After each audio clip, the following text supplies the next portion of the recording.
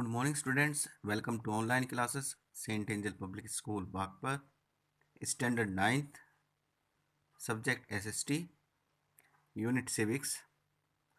Chapter name is What is Democracy? Why Democracy? So, students, today we are going to start new chapter in Civics. Chapter number first, What is Democracy and Why Democracy?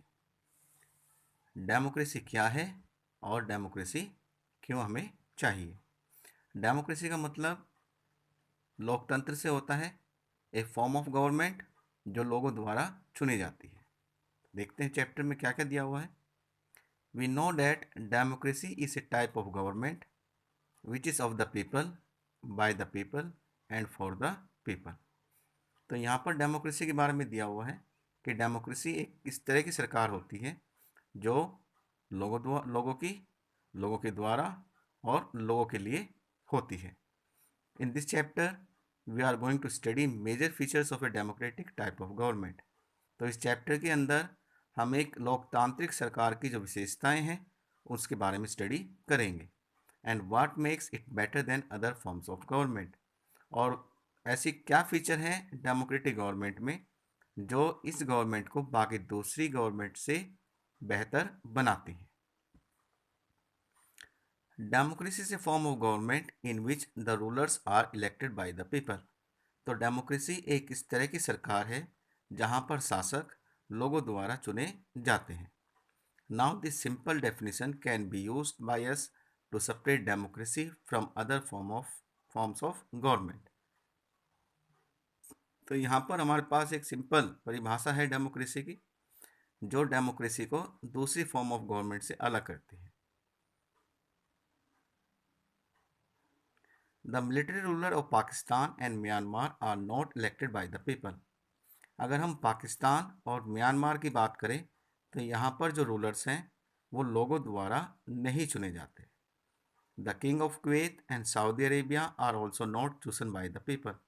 इसी तरह से Kuwait में और Saudi Arabia में भी जो शासक हैं, रूलर हैं, वो लोगों द्वारा नहीं चुने जाते।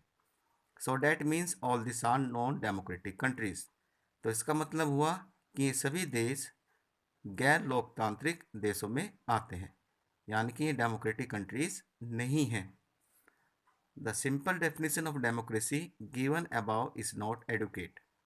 तो ऊपर जो डेफिनेशन दी गई है डेमोक्रेसी की, वो डेमोक्रेसी को डिफाइन करने के लिए पर्याप्त नहीं है। This simple definition helps us to conclude that every government that holds an election is a democracy. तो जो ऊपर परिभाषा दी गई है उसके अनुसार एक निष्कर्ष निकलता है कि भाई जहाँ पर चुनाव होते हैं तो वहाँ पर डेमोक्रेटिक गवर्नमेंट होती है या वहाँ पर डेमोक्रेसी या फिर लोकतंत्र होता है। But this is not true in real sense. लेकिन हकीकत में ऐसा नहीं है। There are many countries which hold election but still they can not be called democratic. ऐसे बहुत सारे देश हैं जहाँ पर चुनाव कराए जाते हैं लेकिन फिर भी वो डेमोक्रेटिक नहीं है, वो लोकतांत्रिक देश नहीं है, या उन देशों को लोकतांत्रिक देश नहीं कहा जा सकता। Why is this so? अब ऐसा क्यों है? To understand this we will have to examine the whole definition carefully and we will have to learn and study about the features of a democratic government. तो इस बात को अच्छी तरह से समझने के लिए हमें डेमोक्रेटिक गवर्नमेंट की जो फीचर्स हैं उन सब के बारे में अच्छे से जानना और पढ़ना ज़रूरी है। तो डेमोक्रेटिक गवर्नमेंट की मेन फीचर्स क्या क्या हैं उनके बारे में स्टडी करेंगे। सबसे पहले, government based on the will of the people and decision by the elected leaders. सरकार लोगों की इच्छा पर आधारित होनी चाहिए या लोगों की इच्छा के अनुसार बननी चाहिए, और जो भी निर्णय या फैसले हैं वो चुने गए नेताओं द्वारा लिए जाने चाहिए। Democracy is based on the will of the people and it function according to their consent. तो लोकतंत्र क्या है? लोकतंत्र एक ऐसी सरकार है जो लोगों की इच्छाओं पर आधारित होती है और वो उन्हीं की इच्छाओं के अनुसार काम करती है। The fact is that democratic government can not ignore the interest of the people. तो इसका तात्पर्य ये हुआ कि जहाँ पर भी लोकतांत्रिक सरकार होगी वो लोगों के हितों को अनदेखा नहीं कर सकती, उसे लोगों के फायदे के लिए काम करना पड़ेगा। To run administration the government make policies and plan keeping in mind public interest and the representative elected by the people pay due respect to the wishes of the people। तो जहाँ पर डेमोक्रेसी होगी, लोकतंत्र होगा, वहाँ पर जो प्रशासन है, जो शासन व्यवस्था है, जो नेता हैं या जो भी सरकार वहाँ पर है, वो लोगों के हितों को ध्यान में रखकर अपनी नीतियाँ बनाती हैं और उन्हीं के फायदे के हिसाब से योजनाएं तैयार करती हैं जो लोगों द्वारा चुने गए हैं, और यही नेता लोगों की अच्छाई के लिए काम करते हैं। All the decision regarding administration and various policies are taken by the elected leader. तो जितने भी फैसले हैं प्रशासन को लेकर, शासन को लेकर, नीतियों को लेकर, वो सब जनता द्वारा चुने गए नेताओं द्वारा ही लिए जाते हैं। On the other hand, dictatorship is based on the will of an individual और group and the government function according to his wishes. वहीं दूसरी तरफ अगर हम डिक्टेटरशिप की बात करें तो ये एक ऐसी सरकार होती है जो किसी अकेले की इच्छा पर आधारित हो या कुछ लोग जो शासन व्यवस्था में है वो अपनी इच्छा के अनुसार काम करे। ऐसी सरकार में जनता की इच्छाओं पर ध्यान नहीं दिया जाता।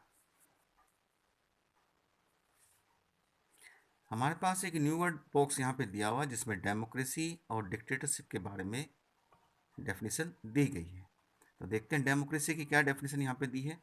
Democracy is a form of government in which the ruling power is vested in the hands of the people and the government is answerable to the people who can change it through constitutional means।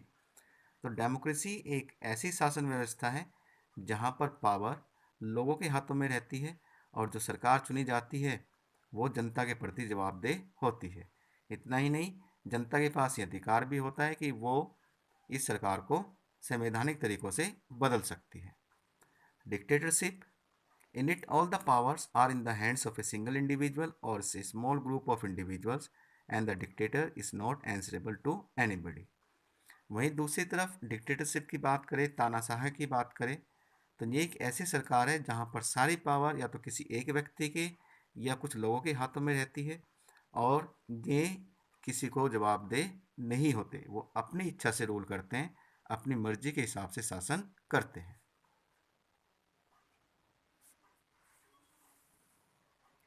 To understand this concept, we can take example of our neighboring country Pakistan.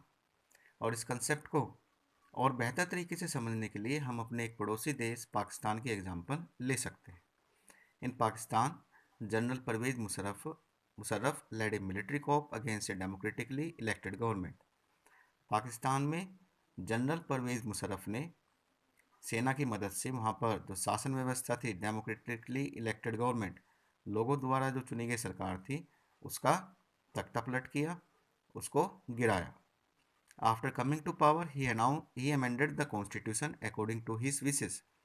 और शासन में आने के बाद परवेज मुशर्रफ ने पाकिस्तान के संविधान में अपनी इच्छा से बदलाव करने शुरू कर दिए। In August 2002 he issued a legal framework order. और अगस्त 2002 में परवेज मुशर्रफ ने एक लीगल फ्रेमवर्क ऑर्डर पास किया, according to which the president got power to dismiss the national और प्रोविजनल असेंबली। और ये जो legal framework order Pervez Musharraf द्वारा पास किया गया, इसके पास होने के बाद जो प्रेसिडेंट है उसे ये अधिकार मिला कि वो नेशनल और प्रोविंशनल असेंबलीज को डिसमिस कर सकता है, बर्खास्त कर सकता है। The work of the civilian cabinet was to be supervised by a national security council which was dominated by military officers। इतना ही नहीं, वहाँ पर एक नेशनल सिक्योरिटी काउंसिल का गठन किया गया जिसमें सैन्य अधिकारों को रखा गया। After the legal framework order election were held to the national and state assemblies.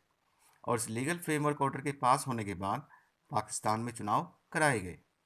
So Pakistan has had elections. तो हमने देखा कि पाकिस्तान में चुनाव हो रहे हैं या पाकिस्तान में चुनाव कराए गए। Even after the election Pakistan could not be called a democratic country because the elected rulers were not given the right to take the final decision. तो यहाँ पर पाकिस्तान में चुनाव होने के बावजूद भी हम पाकिस्तान को एक लोकतांत्रिक देश नहीं कह सकते, क्योंकि यहाँ पर जो रूलर चुने गए हैं उन्हें अंतिम फैसला लेने का अधिकार नहीं दिया गया। The final decisions were in the hand of general Musharraf who was not elected by the people. तो अंतिम फैसला लेने का अधिकार किसके हाथों में था? अंतिम फैसला लेने का अधिकार जनरल मुशर्रफ के हाथों में है और ये जनता द्वारा नहीं चुना गया। The so called democratic government in Poland and Ireland are also not real.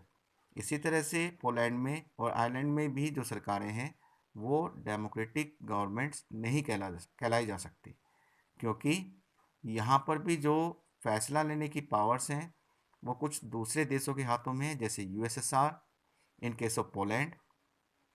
जैसे पोलैंड के केस में रसिया के पास पावर है और इराक के केस में अमेरिका के हाथों में पावर दी गई है।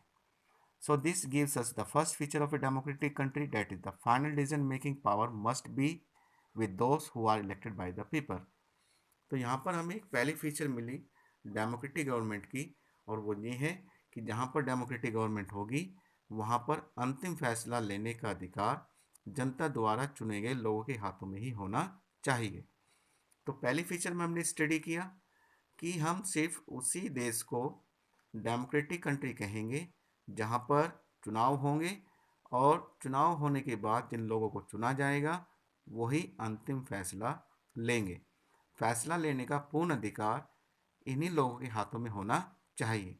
अगर फैसला लेने का अधिकार इन लोगों के हाथों में नहीं है या कोई दूसरा देश उस देश के फैसले लेता है तो वहाँ पर हम डेमोक्रेसी नहीं कह सकते, वो देश नॉन डेमोक्रेटिक कंट्रीज की कैटेगरी में आएगा।